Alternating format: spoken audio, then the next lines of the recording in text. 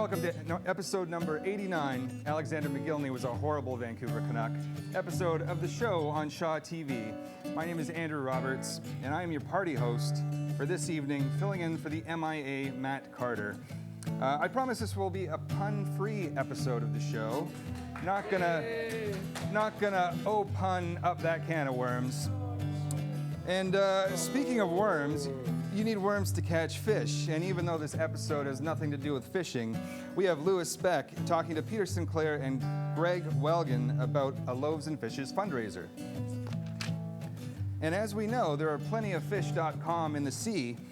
Hillary Eastmere will be talking to Richard Beamish and Gordon McFarlane about their book, The Sea Among Us. We won't believe our eyes when Michael Berends is back with some magic moments. And behind me, your musical guest tonight, former East Coaster Tom Morrissey of the appropriately titled Tom Morrissey Band. I'm going to be interviewing them as well later this evening because apparently I'm Superman and can do everything and fill in for everybody tonight. And let's just rename this show the Andrew Roberts Happy Hour, why don't we? All right, and all this and a wee Tipple party coming up on the show on Shaw TV.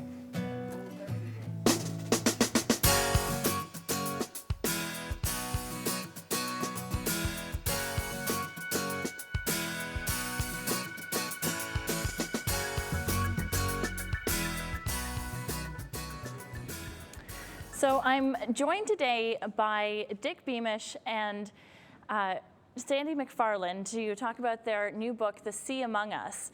And this is a book all about the amazing Georgia Strait.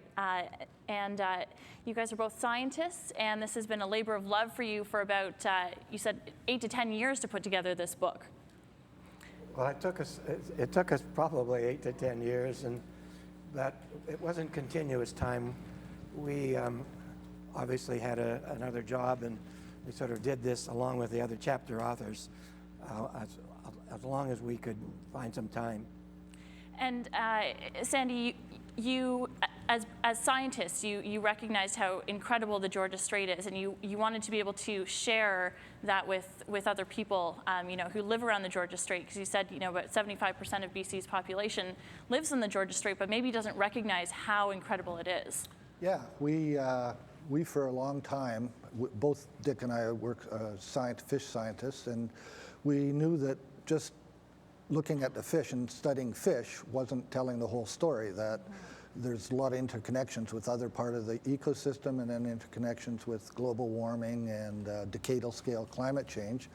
And we thought, very few people are aware of all these interconnections, so maybe something we could contribute would be to put all the information together in one place.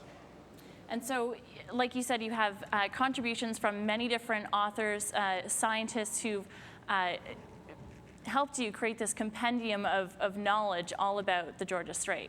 So the book includes basically everything that you really need to know to understand a complex marine ecosystem. And it looks like there's no other book like this that's been written anywhere else. And as I said, the chapter authors are all experts. They widely published on the various topics. There's birds, marine mammals, First Nations, the early settlers. So these guys volunteered to write these chapters, and it's really the first comprehensive description of an ecosystem that's written for the general public. And I think that the beautiful thing about this book is, it is absolutely beautiful. There's amazing pictures in the book of, all of the different wildlife that live in the Georgia Strait. So, underwater creepy sea creatures that I've never seen before in my life to, birds that you would recognize commonly. So absolutely the kind of thing you could have on your coffee table and just take a quick peek through, but also there's really detailed information about species. Yeah. They're mainly local photographers, ourselves included, really? Who took all these pictures. But the book itself is the product of Harbor Publishing formatting and putting the final product together. And we both think they did an incredible job to bring all this sort of to life for people. Yeah, I mean, I can definitely envision, everybody owning a copy of this book so that you can more fully appreciate the environment in which we live. We hope so. It's only $39. The publisher, Howard, is Howard White, and he had 3 editors working on it, along with a book designer. Peter Robson was the main editor, and they really did an unbelievable job putting this book together.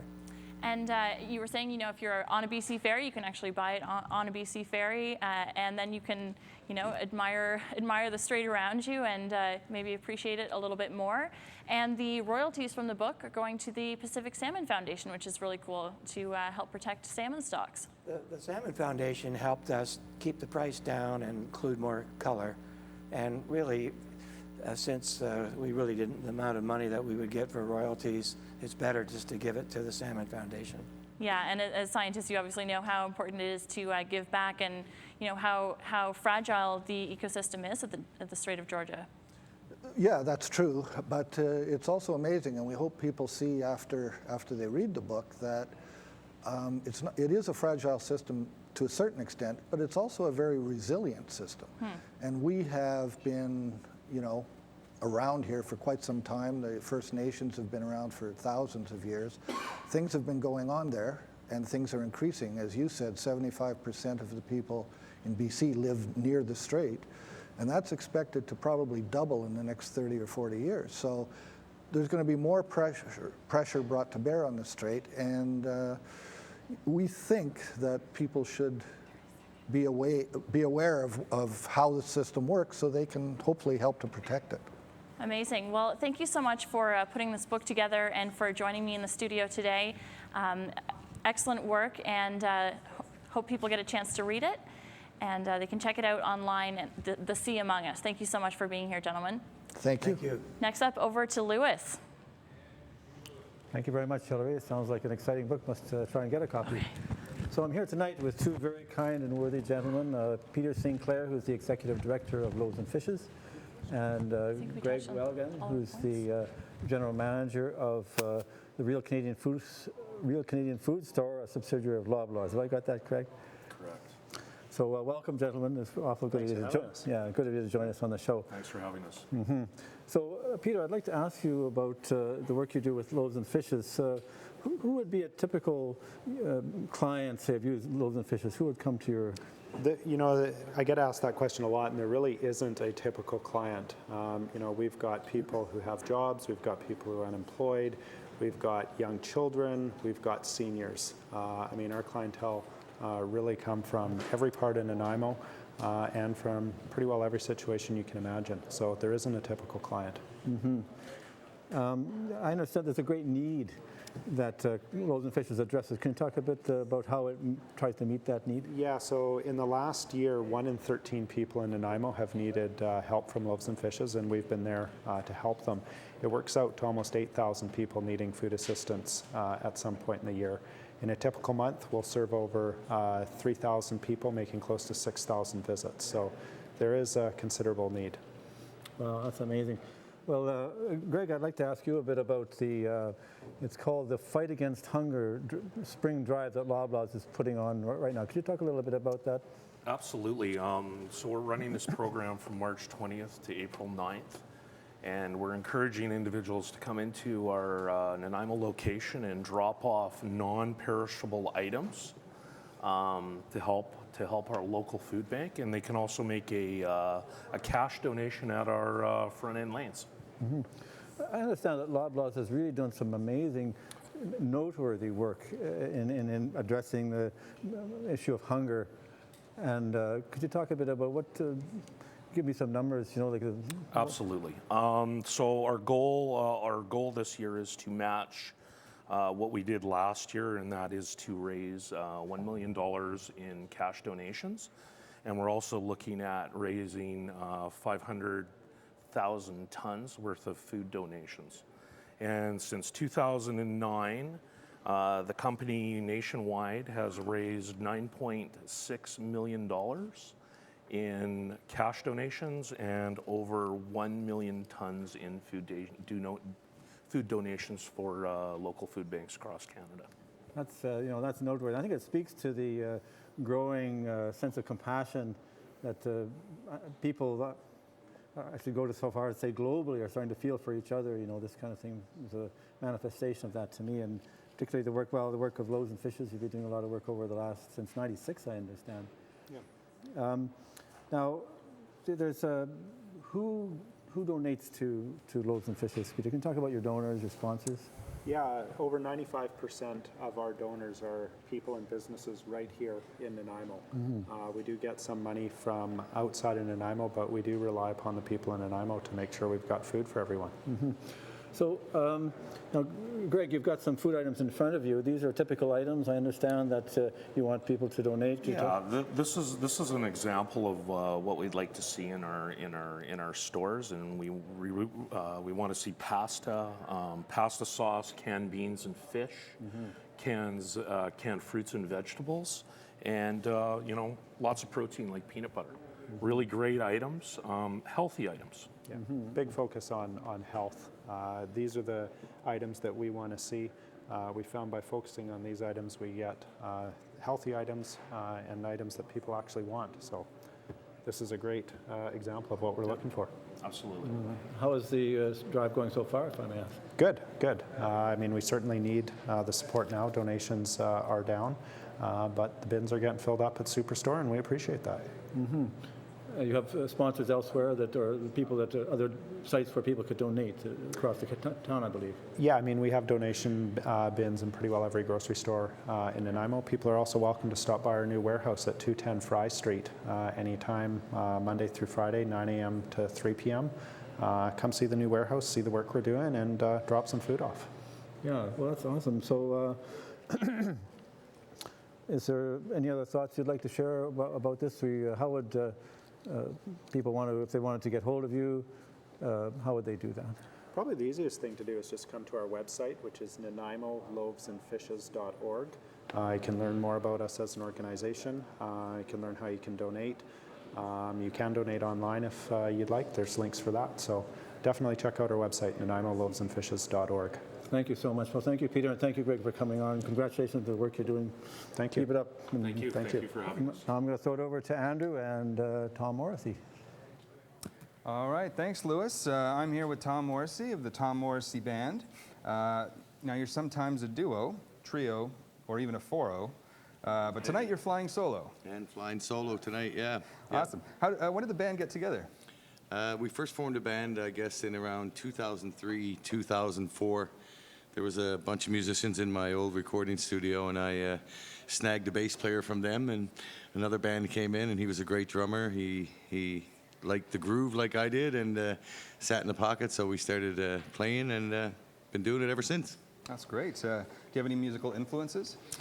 Yeah, well, as a kid, listening to my old sister's records, The Doors and Pink Floyd and the Rolling Stones, because I couldn't afford records, so I stole theirs. But then as I got older, a lot of like Johnny Cash and a lot of East Coast artists, the Irish Descendants from Newfoundland, the Great Big Sea, and now it's just a big hodgepodge. I love everybody. Oh, that's great. And your mom actually is a big influence. And my mom, yeah. My mom was a pretty famous singer back in Newfoundland, so as growing up as a kid, you didn't listen to her music, but as you got older, and started playing, you learned to appreciate, how good she really was and what she did. And she passed away in '78, but she still gets airplay back home. She got 3 years ago, they gave her the Stompin' Tom Connors Award for musical achievement, so that was quite a proud moment for the family. So yeah, big influence for me. She even has her own Facebook page. She even has her own Facebook page, which is really weird when I first saw it, because I guess you live on forever these days, eh? That's right, that's right. No kidding. Now, you've toured all over North America. I have. What are some of your favorite places to play? Me personally, myself, now the band likes to play bigger venues, and we did a few arena shows. I did some touring with April Wine and stuff like that. I like the pubs myself. I like the intimate, get down with the guitar and sing pub songs, and everybody's pretty close as long as they don't fall on the stage, which sometimes happens in a pub, but what are you going to do? That's right. But I like the pubs. That's great. And now I've looked up your website, and you have some social media stats on your page, like Twitter followers, Facebook likes, tells you the number that you have. How important is social media to your band? To the band, it's pretty important because it's the way we advertise now. It used to be we'd go out with posters and stick them all around everywhere, and now everybody has a phone or some kind of access to social media. So putting it out on that is where to go now. I still find it surreal. I still like to put posters up, but I'm told I'm wasting my money or something. But yeah, it's very important. It's a good way to reach a lot of people. That's right. That's right. Where can people see you play? Well, coming up, I'm playing at the Lion Rampant on I believe this is 17th of April, 17th. And doing in May I'm doing the Highland Festival in Victoria. If anybody's down Island and you're going to the Highland Festival, that's the 16th and 17th of May. And other gigs too on Reverb Nation. The whole schedule is there. You can go to our website, Reverb That's right, Nation. reverbnation.com/Tom Morrissey Band. What are some of your goals for this band? You know, we just want to keep playing. We just enjoy it so much, you know. I mean, regarding goals, getting better as musicians. We've all been playing a lot of years, but, you know, you can always learn. I was at a place Saturday night jamming with some people, and, you know, I learned a few new tricks off another guitar player that I had no idea that existed. So, you know, just keep learning and playing, and hopefully people will keep listening. That's right. Well, thanks so much, Tom, for the interview, and you've got a song coming up. What are you going to be playing? This is a song called Island Man. I wrote it when I first came out to Vancouver Island, and it's about islands. Perfect. Take it away, Tom. All right.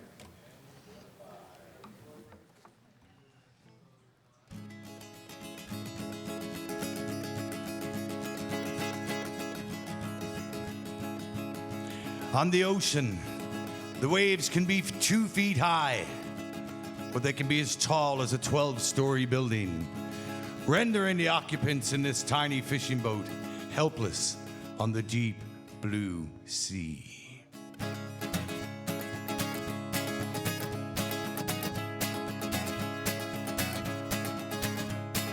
How I long for her embrace, that rock out on the sea, a friend to you and me. The mean Atlantic wind is cold, it's time to pull up where there once was gold. And I know I ain't no fool, well, I'm so far from home, swimming in this whirlpool to see the land, to touch her face. Oh, I'm in love with my island place, because I am an island man, and I've sailed the 7 seas. Let me tell you what I've seen. Yes, I am Canadian, and I am a man of song. Oh, won't you sing along? Yes, I am. As seagulls follow behind my boat, I know I'm near land. I grab the wheel at hand. It's to the city with the catch I have. My lady waits for me. Tonight it's her I'll see. And I know I ain't no fool, well, I'm so far from home, swimming in this whirlpool to see the land, to touch her face. Oh, I'm in love with my island place, because I am an island man, and I've sailed the 7 seas. Let me tell you what I've seen. Yes, I am from Newfoundland, and I am a man of song. Oh, won't you sing along? Yes, I am.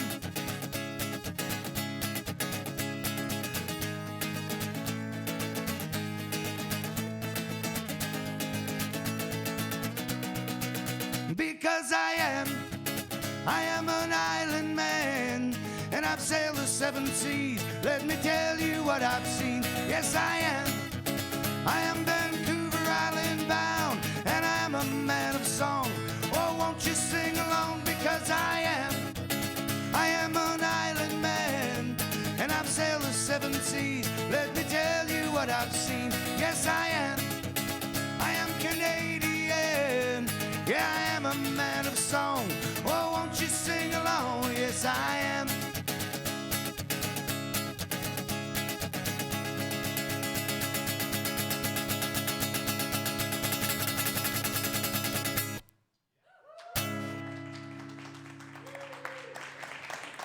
Thank you. Thank you so much for that music, Tom. My guests tonight are Sherry Plummer and Richard Nuish of Flourishing in a Green Economy, and they are here to chat with us about an event they have coming up soon. Thank you so much for joining us, Sherry and Richard. And welcome to the show. Thank you. So, Sherry, what is green economy? Well, a green economy, the way I see it, is a vision of how best to use the wealth and resources of a region, such as Oceanside, or certainly anywhere on Vancouver Island. The founder of the Earth Day, Gaylord Nelson, said the economy is a wholly dependent subsidiary of the environment. And that's the premise that we base a green economy on, that the environment is dependent, the economy is dependent on the environment. We all wish for clean air, free from pollution, fresh water, that it doesn't have contaminants in it. We want an economy where there is healthy food that has good nutritional value, and most of us really long to have unspoiled wilderness and beautiful areas that we can enjoy, certainly here on Vancouver Island. And how do we achieve this? You know, we need to think that we need to reduce our carbon emissions. We need to back away from fossil fuels, and we need to look towards a more sustainable lifestyle. So, Richard, why should people care about going green? Well, I have children and grandchildren, so I naturally believe in the future. So it's obvious that the way we're dealing with this small planet, that it seems to be not a future in it. And many people say, well, this is just dooms and glooms, but there can be a positive thing. When I look at countries like Germany or Denmark, where like Denmark is now, the pollution level is now 19% below 1995 levels. Wow. And 40% is green energy. And Germany pushing really with solar energy and so on, and it's not that sunny country. So, and both economies actually outgrow, or better economy than Canada at the moment. So it's not necessary, it's not negative. I say we can definitely do it. Say Canada's still subsidizing the oil industry. In 1913, it was 1.3 billion, and we're spending billions in new oil pipelines and so on. All this money could go somewhere else. We just have to set the standard differently. Okay. There is definitely an option. Yeah, that's good to know. But for some people, this concept might seem a little too far-fetched, or they might think it's just too much work to, go green. You are a builder, and you are also an exhibitor in an event you have coming up soon, Flourishing in a Green Economy. We'll talk about that soon. How can people contribute to a green economy, and how easy is it to make the necessary changes? I must say we can start with small steps. I must say we can start from having a garden, their own vegetable garden, go to the farmer's market, and just small, hanging the laundry outside instead of using dryer. I must say it's small steps. And for me, it's a kind of crazy not doing some, a kind of the way it's right now, with the kind of everybody commuting for hours and time, and we're paying way too much for the energy. I must say that's for me the crazy thing. So it's a kind of, there is, I must say, of course, my specialty is houses, and I must say, we built the same house in California, Florida, Alberta, or so it's like building an igloo in the Sahara Desert. So it's a kind of, it's not, doesn't make somehow sense. So kind of we have to build houses that are taking the local building materials and the kind of the energy we have, and building with the sun and so on, building solar homes. Kind of passive solar homes cost even not more. Okay, Sherry, for those who are wondering how they can be instrumental to creating a green economy, there is an event coming up in Qualicum. When is it taking place? What's it about? And what can people look forward to? Okay, well, just quickly, there's a lead-up event, and that's on April 9th with Guy Dauncey at the Parksville City Council. And then on April 26th, this is our big event, Flourishing in a Green Economy. Starts at 9:45 and goes right through till 3:30. There's some very exciting things happening. We have exhibitors that are going to be showcasing all sorts of new technology. We have the best in local food production. We've got electric everything, electric cars, electric scooters, electric trucks. electric golf carts. There's folks that are bringing in tiny houses. This has just grown so much from a very small fair to something that is including both Nanaimo and Courtney and Comox, and we're going to have a wonderful time. There's speakers, there's 2 panels, there's traditional medicine folks coming along. There's the Future of Energy, which is a wonderful film coming out of New York. Oh, and the that's Sierra fantastic. Club is going to show that all day. So if you come early or come late, you'll have an opportunity so to see that there's lots film. of events and there's something for everybody. So make sure to check out their Facebook page, Flourishing in the Green Economy. Thank you so much for joining us, Sherry and Richard. And now I'm going to throw things over to Michael. Well, thank you very much. Hey, it's Michael Berends here on Shaw TV. We are on the show, and it's time for a magic moment. And today we have a different host, and I'm going to bring him on right now. His name's Andrew Roberts. Here he is, Andrew. What's up, Michael? Hey, how's it going? How are Good you? to see you. Good to too. see you.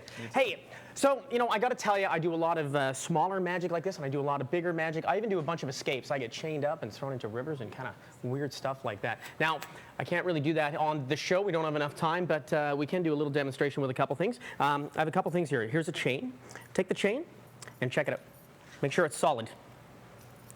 Oh, You look yeah. like a strong guy. The solidest chain I've ever The handled. solidest. The solidest. Give it a good yank. Yank it, yank it. Yeah, it's not Good, coming good. up. Very good. And I also Awesome. have this. This is a tape. Make sure it's sticky. Sticky tape. Sticky electrical tape. Oh yeah, that sticks. It sticks. That sticks. Very good. The stickiest. All right, this is what we're gonna do. I'm gonna wrap up my fingers just like so. Really, really tight. Look at this. A little bit more. Just Wow. like that. Yeah. Oh yeah. Look at that. That's pretty tight. Check that out. Do we have Okay. emergency services ready if you pass out? No emergency services. All right, I'm gonna check it out. Make sure that everything's good. Give it a good squeeze. Oh yeah. Squeezed up. Squeezed up. Very good for the camera. Nice and squeezed up. All right, and the chain. Check out the chain. Make sure it's good.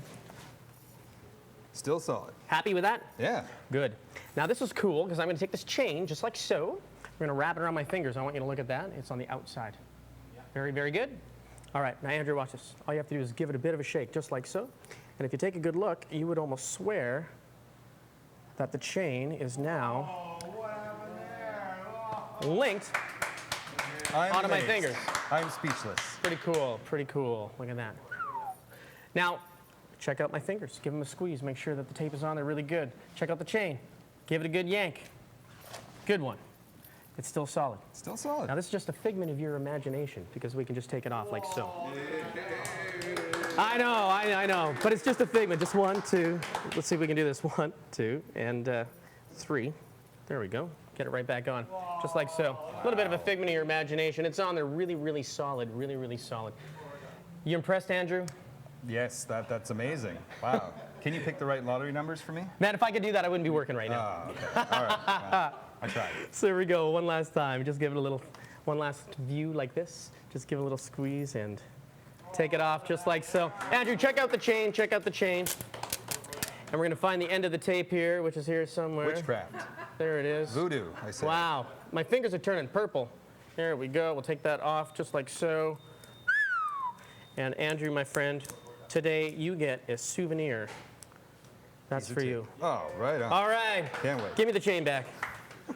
Beautiful. Let's hear a big round of applause for Andrew Roberts here on the set. And Michael. And that's it for me. That's it for another magic moment. Back to Andrew. See you guys later.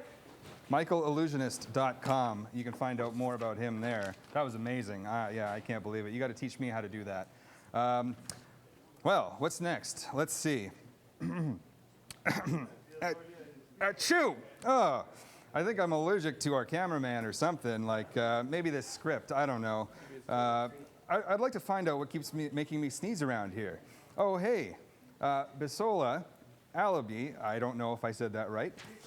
Bisola. We'll be talking to Margot Fletcher, a registered aromatherapist, about treating allergies naturally. But first, here's Tom Morrissey with another tune.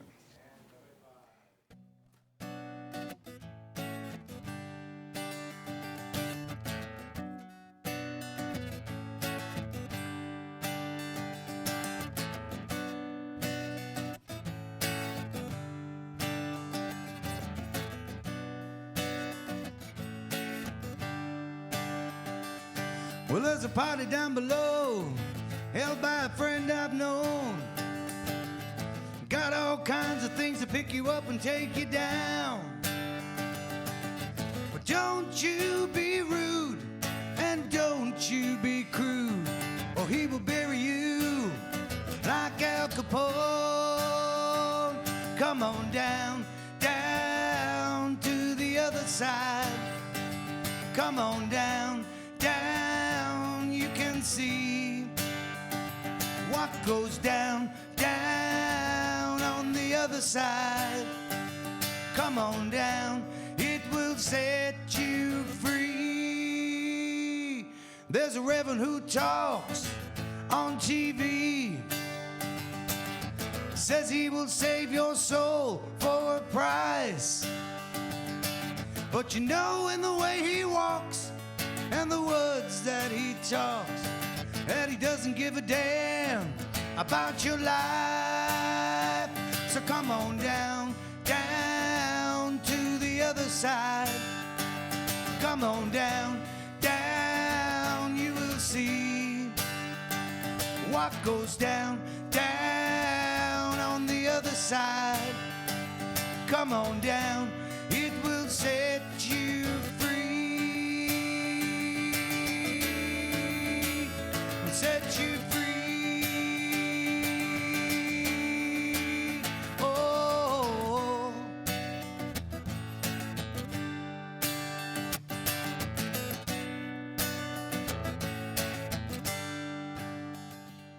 Well, there's a race against time, and we're in it. Better hurry up before they cast that spell. Will something from space change the human race? Or are we on the road to hell? So come on down, down to the other side.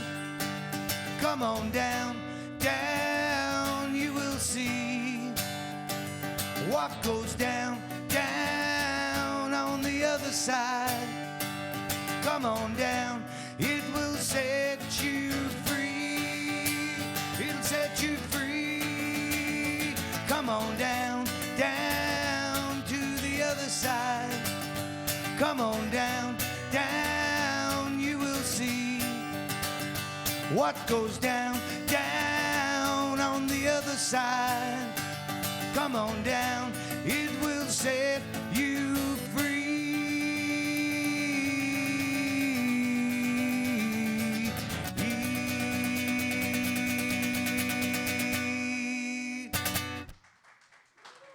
Thank you. I'm gonna come on down. All right, this next one is about my home province of Newfoundland. When I moved out here in British Columbia, I kept trying to write a song about home, but couldn't. I went home one summer and met up with some old friends and hammered out this song, and this is called Newfoundland Shores. It goes a little something like this.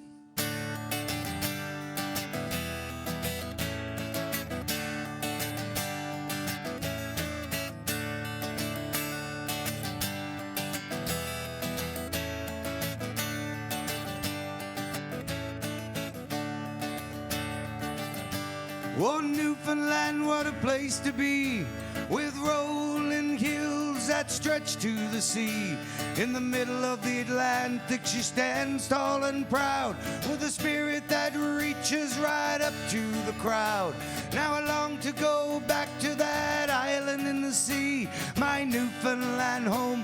Let's go, you and me. Oh, I wish I was back on that Newfoundland shore, where the houses are painted with colors galore, and the people, they greet you with a smile and a hand. To the Newfoundland shore is where we will land. I've been traveling around from sea to sea. I've seen so many people you'd never believe. They all know a Newfie somewhere in their lives, for the Newfoundland hand stretches far and wide. The music, the laughter, and all the songs. Eyes to buy me friends, let's all sing along. Oh, I wish I was back on that Newfoundland shore, where the houses houses are painted with colors galore, and the people, they greet you with a smile and a hand.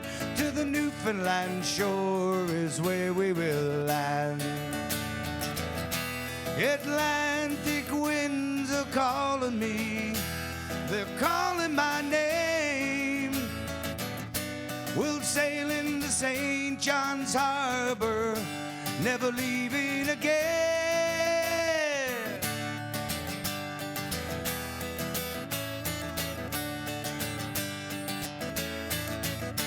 Oh, I wish I was back on that Newfoundland shore, where the houses are painted with colors galore, and the people, they greet you with a smile and a hand. To the Newfoundland shore is where we will land. Hey, come on everybody, we're going back to Newfoundland. Diddle-day-day-dee-dee-day-dee-doo-day-dee-do. Diddle-day-day-dee-dee-day-dee-doo-day-dee-do. Diddle-day-day-dee-dee-day-dee-doo-day-dee-do. Diddle-day-day-dee-dee-day-dee-doo-day-dee-do. Thank you. Achoo! Excuse me. Allergies. Well, it's that time of the year again. It's allergy season. Yeah. And my guest, Margot Fletcher, an aromatherapist, is here to talk to us about treating seasonal allergies with essential oils. Welcome to the show, Margot. It's good to have you here. Thank you for inviting me. So what are essential oils? Well, essential oils are the aromatic compounds that are found in plants. They have the ability to help us heal on a physical, emotional, and a spiritual level.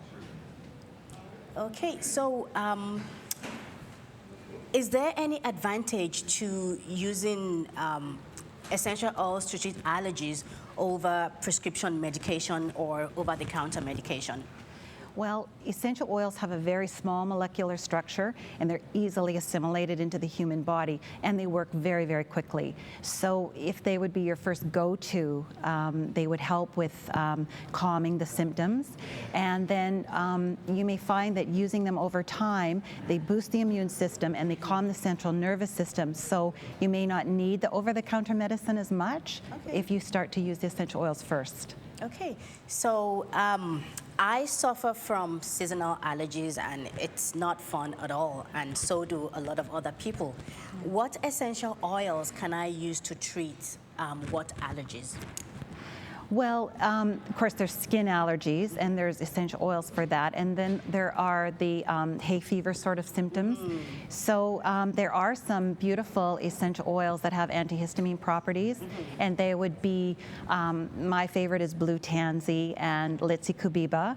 And so I would work those oils in with some maybe bronchial dilating oils that would open your airways, and I would work them in a combination so that you're getting different parts of the oil working on different systems. And then the different ways to apply them would be, first I would use an inhaler. I use this, it's like those old Vicks Vapor Rub ones, such. So you just load it with essential oils, and so if you're getting an attack, you breathe them in, it opens the airways and then calms you. Another way, then, using a combination of those oils, you could put it directly onto the skin. You put it into this carrier oil, dispersed in there, and then you can roll it onto the soles of your feet at night, so you're getting that benefit as well while you're sleeping. And then the third way, I like to use tree oils for clearing the air. So I would use like cypress, cedar woods, and fir, and spray it into the air, and it will help with neutralize the pollens and give you a really clean sleeping environment so that you're getting the rest that you need during that time. Okay. Yeah. So why is it necessary to use carrier oils when you're using essential oils? Well, essential oils are very concentrated amounts of the plant. They would take a huge amount of product, and the sort of the most common way is to steam distill it.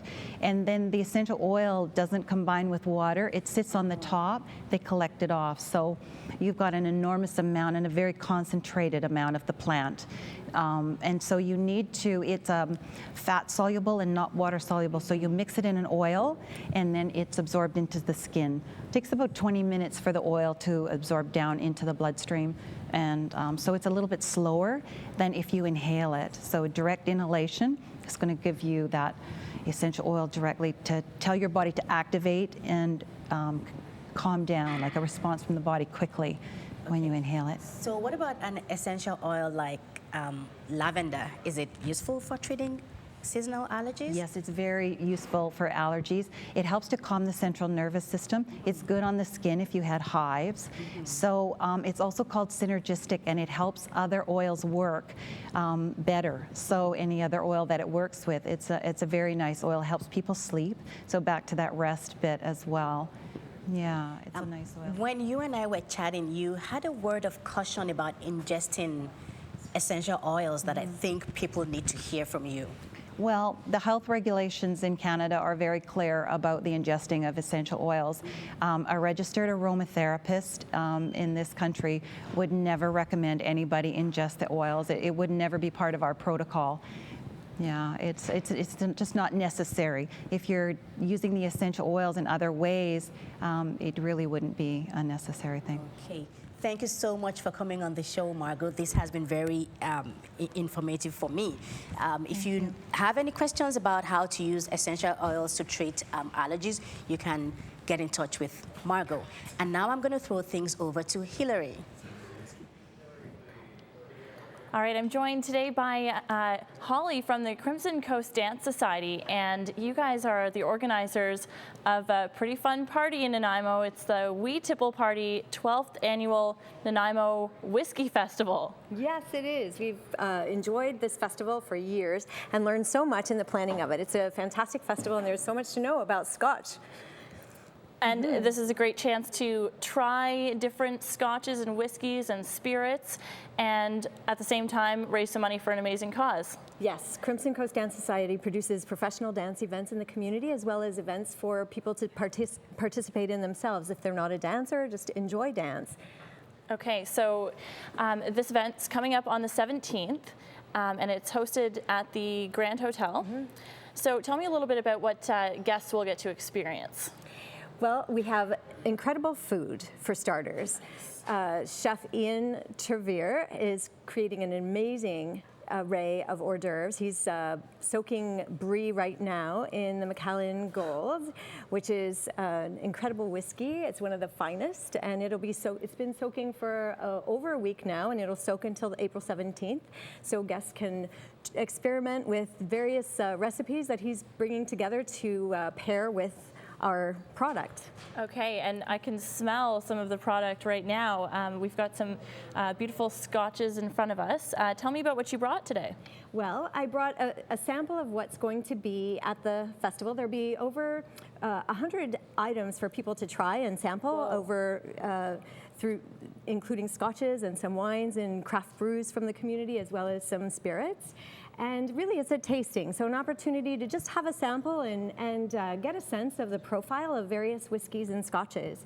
And I brought a couple to show off. The Kilchoman is it's the Macker Bay Kilchoman, and Kilchoman is it's the newest distillery on the Isla in Scotland. And what's really unique about this is it's a very elegant scotch, for one thing, and it's profiled by Dr. James Stewart, who is really well known for his profiling. And it has the unique history of being essentially farm raised. It's a family farm, and they grow the barley. They ethical whiskey. Yeah. Everything from Sure. A to Z Yeah. takes place in terms of the distilling of the product and bringing it to the bottle. So they grow it, they harvest it, they mash it, age it, and distill it. And I bet that all comes through in the taste. Yeah, it does, and it's all in small batches. It has a kind of, they call it a white chocolate floating on a sea of peat. Whoa. With a little oil and lemon on the tongue, and oh my goodness. and and then fills the mouth with a little bit of heat and repeat of the peat and the echo of the flavors that you experienced in the initial tasting. Okay. Do I have to have a very sophisticated palate to come to the wee Tipple? No, I'm learning as I go. Right. The This reps, is a good chance to learn. It's fantastic, and I learn more all the time, and there's so much to know. The reps are really passionate. They know everything about their product, and they can tell you what to look for, what to taste, and what to smell when you're nosing the product, Right. and just really get you familiar and kind of help you based on what you're interested in too. They ask you a few questions, and you get to learn and take notes as you go. Oh, nice. Okay. And you have a couple other products as well? I do. These are called New World whiskeys, and they're from hotter regions. So what's really unique about them is that they come to maturity much more quickly than those that are made in Scotland, and that's because of the temperature of the countries where they're made. This is the Amrit Fusion, and it is made from 50% Scottish barley and 50% Indian barley, and has a beautiful cinnamony, fruity profile. And it comes to maturity really, really quickly. Because of the warm weather. Because of the warm weather. That helps the fermentation process. Interesting. In 2010, this was the #3 whiskey in the world. Whoa. So you guys really did your homework when you were putting together the different products you were going to showcase. Well, we invite the reps, and the Grand Hotel is a fantastic partner with us. They have an amazing whiskey bar. They have over 140 kinds of whiskey, and they're really key in helping us produce a fantastic party that gives you a nice array of options to taste. Okay. The Cavalion is the #1 whiskey in 2015.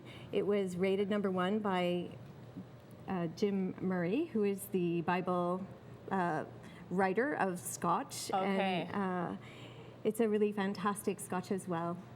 Excellent. So people can get tickets at the Grand Hotel. They can also go to the Crimson Coast website to grab tickets. Yes. $75? Yes. And they must be purchased in advance. Okay, Yeah. so no tickets at the door, and it's going to be quite a party. What time does it start? It starts at 7, goes till 10. And there's plenty of auction items, silent auction items, and music by the Steve Jones and David Baird. Fun. Well, look at Andrew sneaking in here right as we're about to do a little toast. You want to get in on this action? Hillary, Holly, I thank you, but actually I don't drink. But this is one segment that I could just rub in Matt Carter's face because I know he was looking forward to this. Yes. So. I will do, I think we should toast to Matt on his travels. And thank you so much for being here to, You're welcome. What are we tasting? This is the Cavalan, and nothing but the best for the show.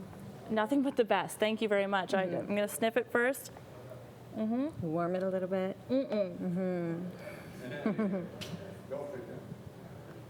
Cheers. Oh my goodness. Woo, okay. That's delicious. Thank you so much. You're welcome. Andrew. Thank you. All right, cheers, guys. I enjoyed it for you very much. You did. Thank you so much. And yeah, well, we've had a great time tonight, but now it's time to say goodbye. Fear not, citizens, though I may disappear for a little while. The ratings for this show tripled what they normally are. So when the boss man, decides to renew my contract, he'll be paying through the nose. Achoo! Margot, don't go away. I need to book an appointment. Anyway, thanks to all our hosts, mostly me, volunteers, staff, and everyone watching. If you have any comments, questions, suggestions, show ideas, email them to melissa.hall@sjrb.ca. Somebody will probably read them, I'm sure. Let's get ready for a hockey brawl. We've got Tom Morrissey Band coming up again with Hockey Time Tonight. Thanks so much for watching. Take it away.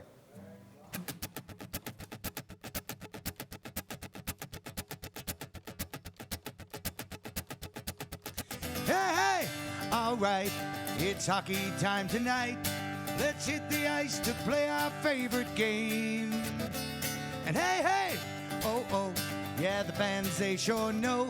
They want to see that good old hockey game.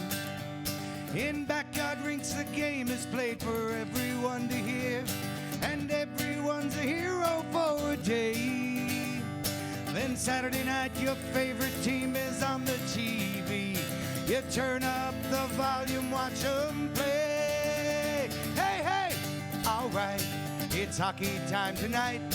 Let's hit the ice to play our favorite game. And hey, hey, oh, oh, yeah, the fans, they sure know. Well, they want to see that good old hockey game. The Gretzkys and the Marios, excitement beyond belief. The goals they scored you cannot deny. Gordie Howe, the rocket, and the shot of Bobby Hall makes any goaltender cry. Hey, hey, all right, it's hockey time tonight. Let's hit the ice to play our favorite game. And hey, hey, oh, oh, yeah, the fans, they sure know. They want to see that good old hockey game. The Stanley Cup is the ultimate goal. Their names live on for eternity. Stompin' Tom music playing in between a call brings the crowd to their feet. Hey, hey, all right, it's hockey time tonight. Let's hit the ice to play our favorite game. And hey, hey, oh, oh, yeah, the fans, they sure know. They want to see that good old hockey game. Hey, hey, all right, it's hockey time tonight. Let's hit the ice to play our favorite game. And hey, hey, oh, oh, yeah, the fans, they sure know. Well, they want to see that good old hockey game. Hey, hey, all right, it's hockey time tonight. Let's hit the ice to play our favorite game. And hey, hey, oh, oh, yeah, the fans, they sure know. They want to see that good old hockey game. They want to see that good old hockey game. Hey, go Canucks, go!